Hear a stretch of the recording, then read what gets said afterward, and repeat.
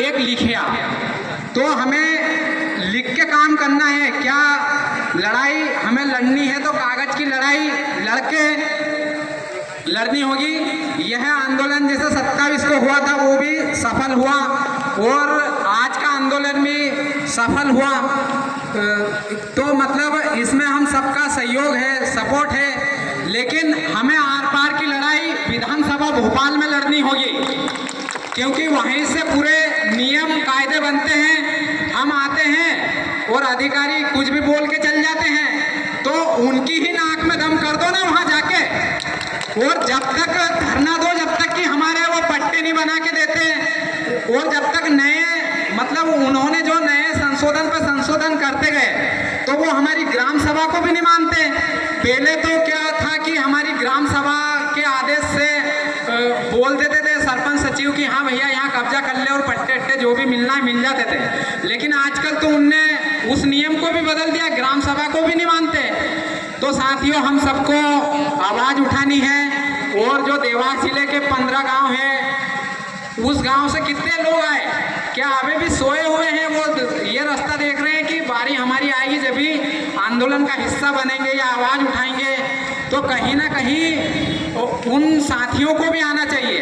अभी जैसे कोपगांव हमारा खाली होने वाला है, तो वहाँ भी सरकारी ज़मीन भी है, निजी ज़मीन भी है, डीएम के नाम पे, वन विभाग के नाम पे, सीमेंट फैक्ट्री के नाम पे, ना जाने उद्योग के नाम पे, किस किस के नाम पे। जहाँ देखो वहाँ आदिवासियों के घर ही क्यों तोड़े जा रहे हैं, इनकी ज़मीन ही क्यों छीनी जा रही है।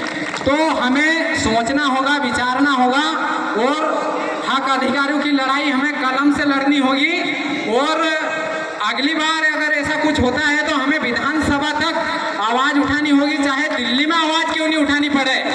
तो साथियों, ऐसे बहुत सारे अन्याय, अत्याचार हैं, घटनाएं हैं, जिन पे हमें लिखना है, बोलना है, समझना है।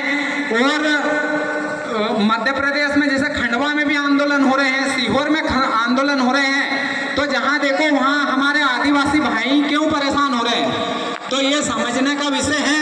और साथियों, यह मानवता की लड़ाई थी, ये कोई राजनीतिक लड़ाई नहीं है। हमारे लोगों पे अन्याय हुआ, अत्याचार हुआ खिवनी में, तो सब लोगों ने वो वीडियो देखा, सबकी आत्मा दुखी फटी, तो वो आए। तो कोई भी इस आंदोलन को राजनीतिक ना समझे, ये हक अधिकार की लड़ाई थी, मानवता की लड़ाई थी, और इसको सबने मिलकर लड़ी और हमारी जीत होगी।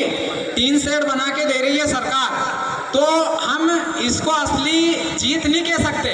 भाई टीन शेड बना रही है, फिर बाद में वो वापस वो जमीन खाली करवा देगी, टीन शेड तुड़वा देगी, तो वहाँ का पट्टा दो ना। पट्टा अगर बना के देंगे तो भाई हमारा घर हम नहीं टूटेगा, ना टीन शेड टूटेगी। और जैसे अभी 27 के आंदोलन में हमने देखा 20-20 हज़ार रुपये दे रहे थे। वो क्या होता है 20 हज़ार रुपये में? जमीन तुम करोड़ों की छीन रहे हो, मकान तुमने पुराना 50 साल 40 साल पुराना तोड़ा। तो साथियों, हमें समझना होगा, कोई भी मकान अगर टूटता है, घर टूटता है या गांव पलायन होता है, तो वो गांव ही पलायन नहीं होता, उसके साथ साथ वहाँ का जो रीति रिवाज, बोली भाषा, भाईचारा सब मतलब धीरे धीरे टूट जाता है, विलुप्त हो जाता है। तो सरकार को समझना चाहिए। तो साथियों, आगे और भी बहुत सारे प्रवक्ता हैं, दूर दूर से आए हैं, वो अपनी बात रखेंगे। इसी के साथ मैं अपनी बात को विराम करता हूँ।